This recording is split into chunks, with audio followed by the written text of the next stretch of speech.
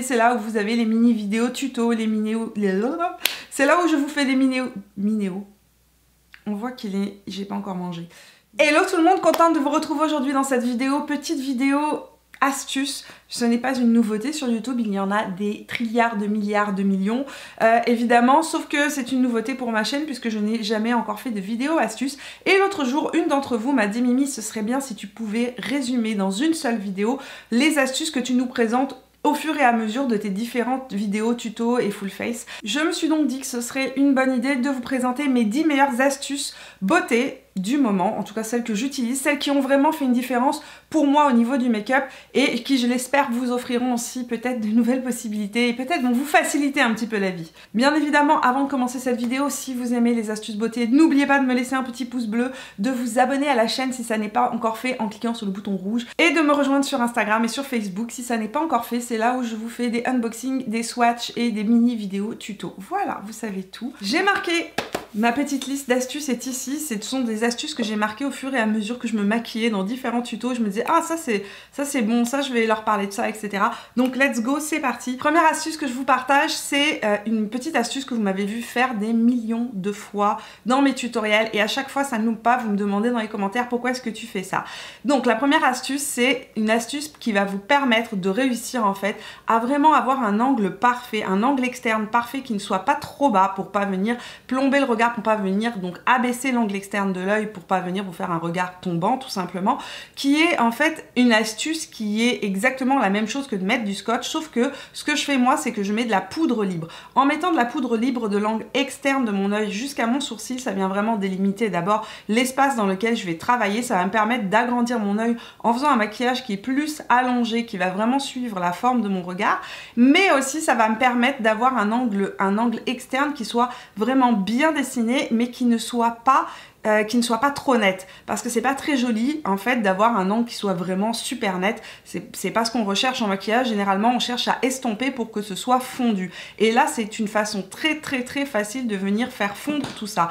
Pourquoi? Parce qu'en mettant de la poudre libre, donc de l'angle externe de l'œil vers le sourcil, ça va délimiter d'abord un cadre, et en fait ensuite lorsque vous allez estomper la poudre libre, ça va venir estomper la délimitation et ça va vous permettre vraiment d'avoir cet angle mais qui soit juste fondu dans la peau parfaitement, sans que ce soit vraiment une marque rigide comme ce qu'on peut avoir lorsqu'on met un scotch. Vous avez certainement vu sur Instagram de nombreuses personnes qui viennent mettre un bout de scotch ici. Ça fonctionne aussi très bien pour l'eyeliner. Si vous avez envie de tester, vous pouvez venir faire votre trait d'eyeliner en venant délimiter donc cet angle externe avec un trait de poudre. Ensuite, vous n'avez plus qu'à estomper tout ça et vous allez voir qu'il n'y aura aucun problème. Votre angle sera bien délimité et le tout sera joliment fondu. Deuxième astuce. Une astuce cette fois-ci pour savoir comment bien équilibrer la bouche et les yeux. Alors c'est très simple, généralement lorsqu'on maquille beaucoup ses yeux, on maquille peu sa bouche et inversement. Donc ce que je voulais vous donner comme conseil aujourd'hui, petite astuce.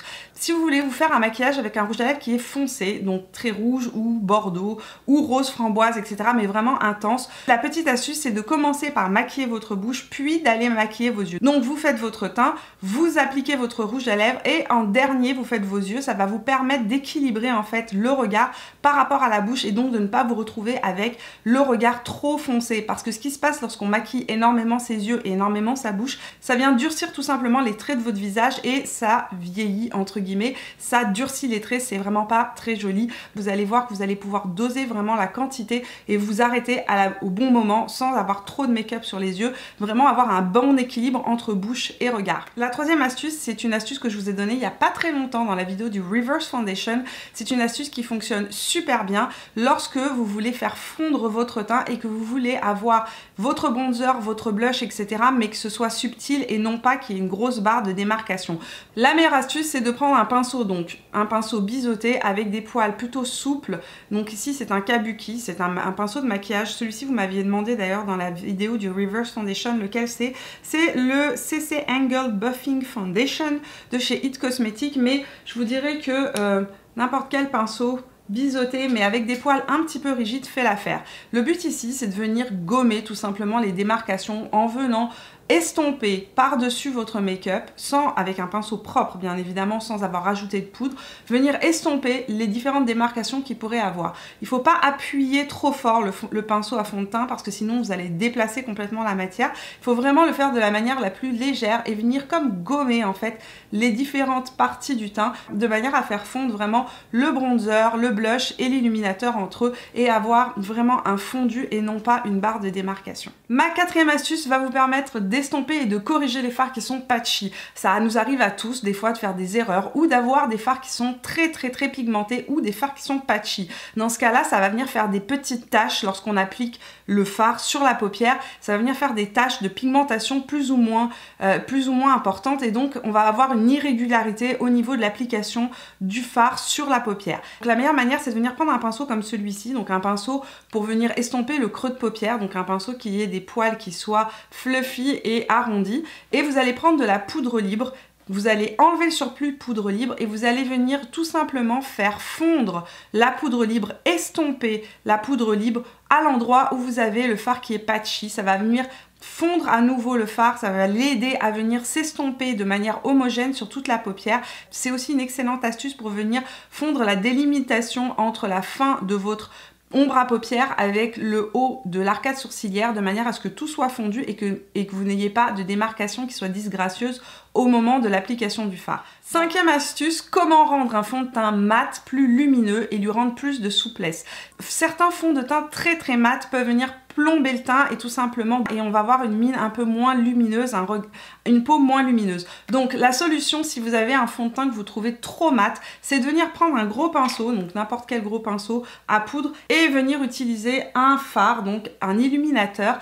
Mais attention, pas n'importe quel illuminateur. Moi, mon illuminateur préféré pour le faire, c'est l'illuminateur Essence Pure Nude en couleur Be My Highlight numéro 10. Pourquoi? Parce que c'est un illuminateur qui est quand même très discret, qui vient apporter juste de la lumière sans aucune paillette. Donc il vous faut un illuminateur sans paillettes. Ça marche aussi très bien avec les poudres de finition, la Candle Glow de chez Laura Mercier. Ça marche aussi avec Hourglass, donc les poudres de finition comme la Dim Light, etc. de Hourglass. Donc des poudres qui soient illuminatrices mais sans paillettes. Vous allez venir prendre donc un gros pinceau et vous allez venir balayer le gros pinceau sur l'ensemble du visage de manière sans appuyer. Il ne faut vraiment pas donner de pression sur le pinceau, être le plus léger possible et vous allez voir que ça vient donner de la souplesse à ce fond de teint là. Ça va lui rendre de la lumière sans le rendre huileux évidemment. Donc ça vous permet d'avoir un fond de teint mat mais lumineux. Et ça va redonner vie à votre teint tout de suite. Ça va être plus fondu, plus lumineux, beaucoup plus joli, beaucoup plus healthy santé. La sixième astuce, c'est comment réussir à faire tenir ses fonds de teint et ses produits teint, y compris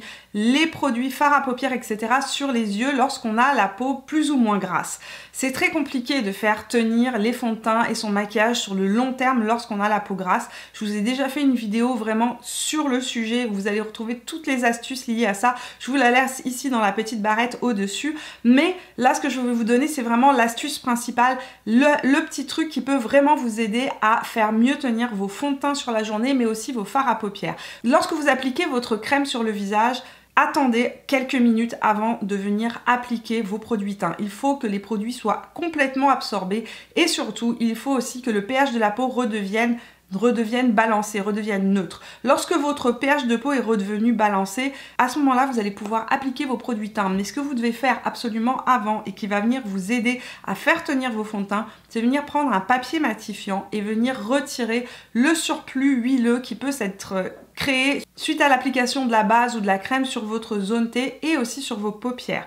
Donc, on prend un papier matifiant, on enlève tout le surplus huileux qu'on peut avoir de manière à avoir aucune trace d'huile sur le visage qui puisse venir se mélanger au fond de teint.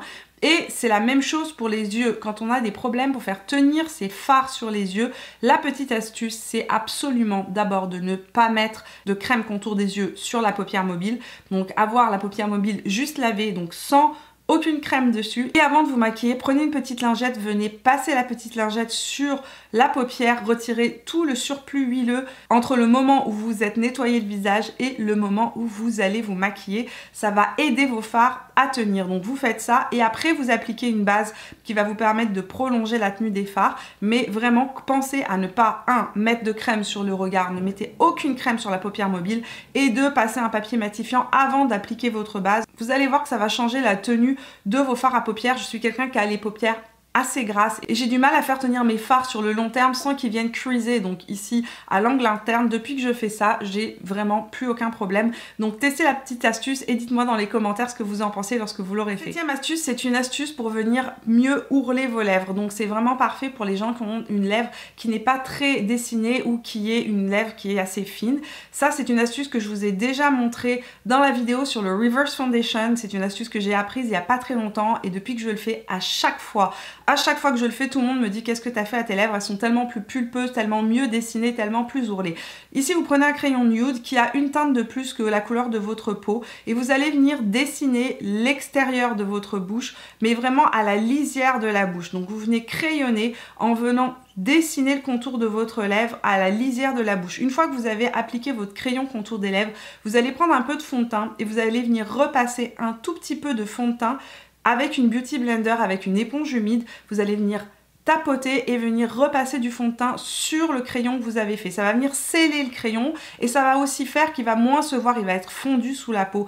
En faisant ça, ce que vous faites, c'est que vous venez tout simplement faire du contouring de vos lèvres en venant créer une ombre. Une fois que vous avez fait ça, vous pouvez appliquer votre rouge à lèvres ou autre sur vos lèvres ou juste du gloss. La dernière étape pour venir ourler vos lèvres, c'est de venir prendre votre gloss, de venir nettoyer la brosse de manière à ce qu'il y en ait quand même très peu sur la brosse, sur l'applicateur du gloss, et venir brosser le gloss du centre de la lèvre vers l'extérieur de la lèvre. Ce que ça va faire, c'est que ça va venir déposer du gloss vraiment sur le rebord de votre lèvre et donc ça va venir donner du volume et ourler votre lèvre et vous n'aurez pas de gloss sur la partie centrale de la lèvre, ce qui va éviter que vos lèvres collent et avoir des fils disgracieux, etc. en parlant, ce qui peut être assez désagréable lorsqu'on porte du gloss. C'est un peu cette sensation collante qu'on n'aime pas. Donc en faisant ça, vous allez tout simplement éviter ce problème-là. La 8e astuce est une astuce qui va vous permettre de stopper le creasing, le fameux creasing de l'anti-cerne. Alors, bien évidemment, je mets juste un bémol. Il y a certains anti-cernes qui ne sont tout simplement pas faits pour votre peau, qui peuvent être beaucoup trop gras et par rapport à votre contour de l'œil, ou ne pas être compatibles avec le pH de votre peau. Et effectivement, dans ces cas-là, parfois, ça fait virer l'anti-cerne ou ça le fait creaser. Là, on parle pas de ça, on parle d'un anti-cerne régulier qui ne fonctionne juste pas, qui va venir juste s'amasser dans les ridules sous les yeux. Très souvent, ce que j'ai remarqué, c'est qu'on met beaucoup trop d'anti-cerne. Pour éviter que votre anti-cerne ne crease, tout simplement, mettez moins de produits et travaillez-le beaucoup plus longtemps.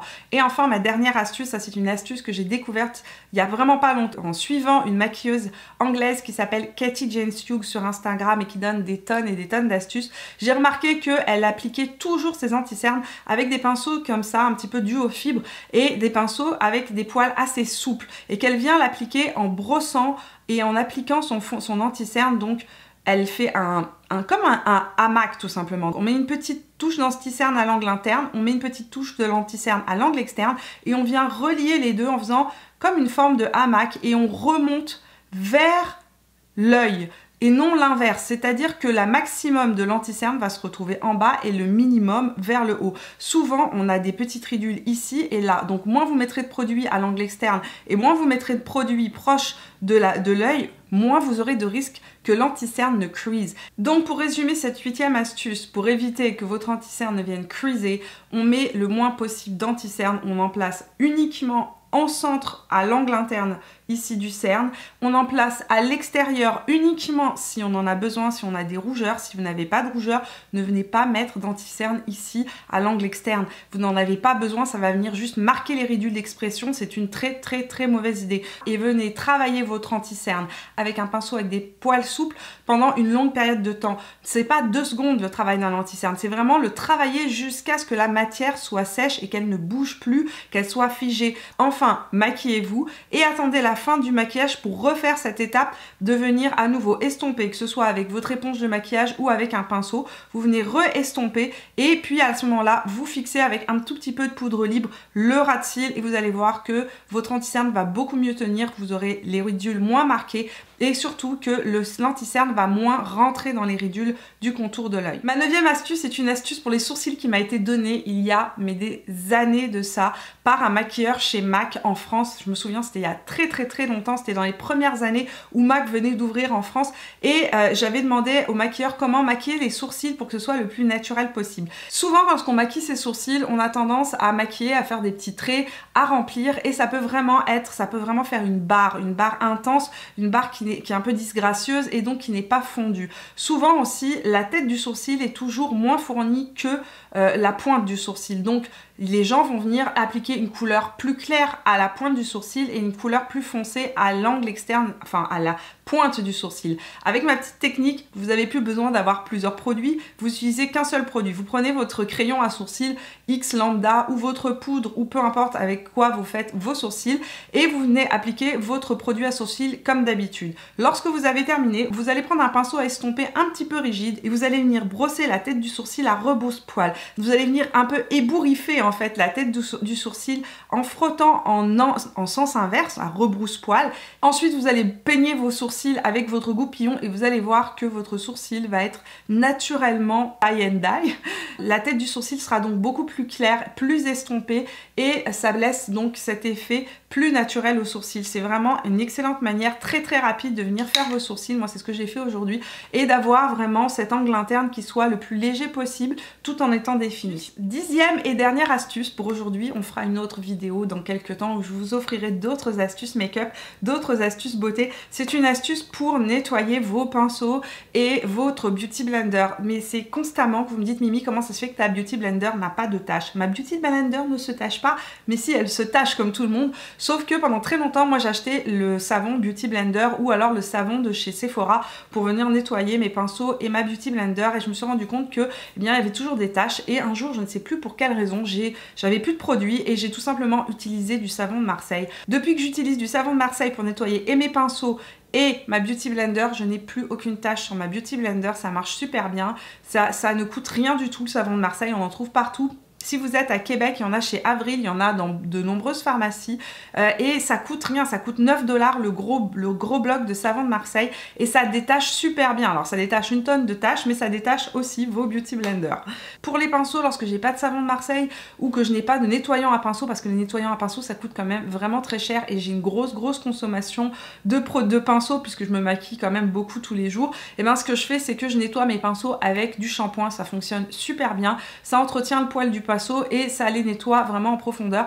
N'oubliez pas de bien remodeler la tête de votre pinceau et de le laisser sécher à plat une fois que vous l'avez nettoyé et le lendemain vos pinceaux seront propres, secs et sans tache. Voilà! Yes, cette vidéo astuce est terminée, j'espère qu'elle vous a plu. Si c'est le cas, n'oubliez pas de me laisser un petit pouce bleu. Maintenant, partagez-moi vos trucs et vos astuces beauté dans les commentaires de cette vidéo. Peut-être que je testerai, on ne sait jamais, vos astuces beauté dans une prochaine vidéo. Ça pourrait être un thème de vidéo sympa. Donc partagez-moi vos astuces beauté dans les commentaires juste en dessous. Nous, on se retrouve tout au long de la semaine sur Instagram et sur Facebook. Et si vous n'êtes pas encore abonné à la chaîne, c'est le moment de le faire en cliquant juste ici sur mon visage. Je vous fais plein de bisous et je vous vois dans la vidéo de vendredi pour un Full Face Friday. Allez, ciao, à vendredi.